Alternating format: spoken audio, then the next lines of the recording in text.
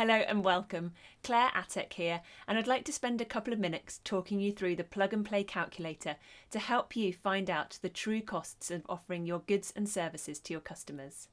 Now, many small business owners and entrepreneurs often think about costs such as the raw materials if they're making products, the wholesale cost if they're buying products, or perhaps they think about the cost of hiring a venue or a facility if they're offering a service. Now, these are all valid costs, but there are also a lot of other ones to think about in your business, and you need to make sure the price of your product reflects all these additional costs to make sure that your business can stay financially viable. So I've developed a plug and play calculator to help you work through the costs that are applicable to your business to work out that baseline cost. Now, if you're not already aware, this is actually step 1 of a 5-step process that I've developed to help you find the right price for your products and services that feels right for you, your customers and your business. If you haven't already watched my video, Are You Charging Enough? Then take a look and it will walk you through that 5-step process. I'll pop a link in the comments. So let's take a look at the plug and play calculator and I'll walk you through it. So the first thing you need to do is choose your type of business. I've divided it into 4 main categories, which are the types of businesses that I often see small businesses and entrepreneurs running. But you may operate across a combination of these options, and if you do, then calculate the cost for each part separately. Now let's step into one of the calculators and have a look. You'll notice a series of yellow circles and yellow rectangles all the way through the calculator. This is the area that you need to input your data.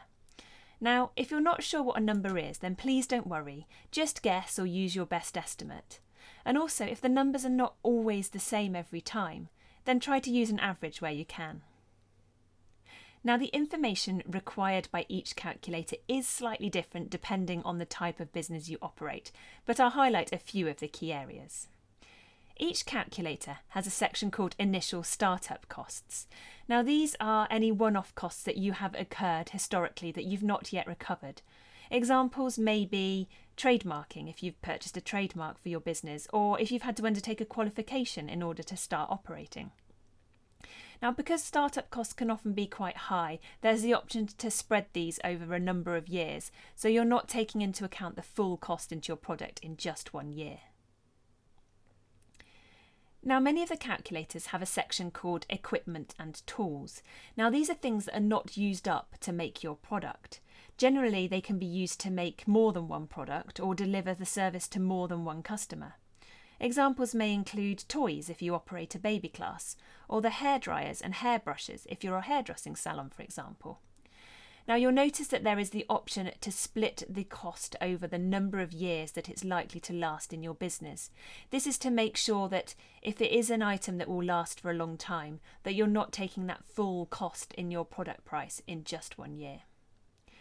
Now, all of the calculators have a section to do with direct product or service costs. Now, while direct costs is a bit of a technical accounting term, what it basically means is any cost that can be directly related or tied to the making or selling of a product or the delivery of a service. Examples may include raw materials if you're making a product, transaction fees for when you sell your product or service, or if you're hiring a venue to run your class, that again is a direct cost. Generally speaking, if you don't make or sell the product or deliver the service, then the cost generally goes away. Not always the case because you may be in contractual arrangements, but that's a good way to think about it.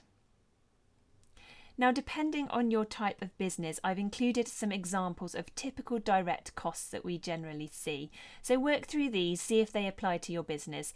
If not, just stick a 0 in the value and it won't take it into account. I've also included a section where you can add some of your own direct costs that may not have already been included in the calculator. Now, each calculator has a section for general business expenses. Now, these are generally quite regular costs that you make, so it may be on a monthly or an annual basis, but they can't be tied directly to a product or service.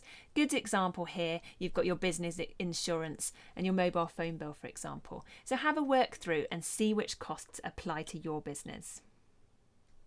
Now, each calculator has a section for gross annual salary. Now, it's important when you're thinking about the price of your product that you build in some remuneration for yourself to make sure that you can stay financially viable.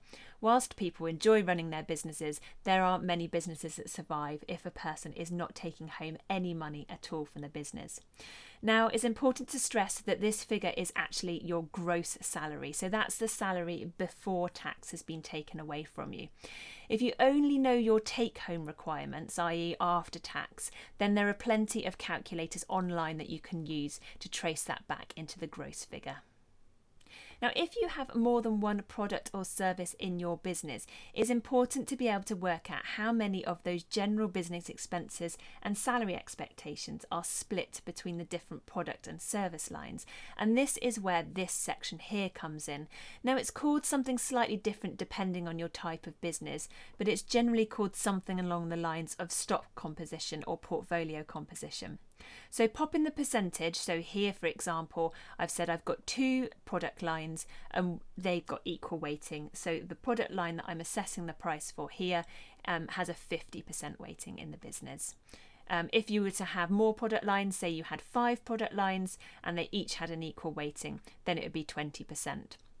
Now, in terms of working out this percentage, I often get asked questions on the best way to do this, and my answer is pick the one that feels right for your business.